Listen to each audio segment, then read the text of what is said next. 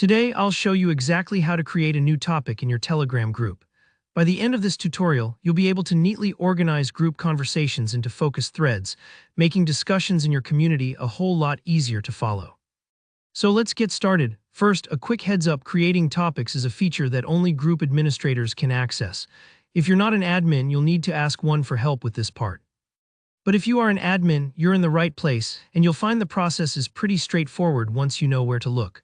Before you begin, make sure the topics feature is actually enabled in your group. Some groups have this turned off by default, and you might need to switch it on in your group settings if you don't see the icon I'm about to mention. Once it's enabled, creating a new topic is just a few clicks away. Look at the bottom left corner of your group's main chat window. You're searching for a special icon. Typically it looks like two overlapping speech bubbles, or in some updates you might spot four smaller squares. Think of this like the doorway to organizing your group's conversations. Go ahead and click that icon. This will open up the topics list, a sort of dashboard where you can see all the conversations currently going on in your group. It's especially helpful in larger communities, where different interests or projects might need their own separate space to chat. Take a quick look around at any existing topics just to get the feel of it. Now, to add a brand new topic, look for the plus button, usually a simple plus icon at the bottom of this topic's window. Clicking this is like starting a new chapter in your group's story. Sometimes, depending on your device, there might be a little delay when loading this window, so don't worry if it takes a second to appear. You'll be prompted to give your new topic a name. Choosing the right name really makes a difference here. For example, if your group is about project management, you might call your topic Work Updates or Project Ideas.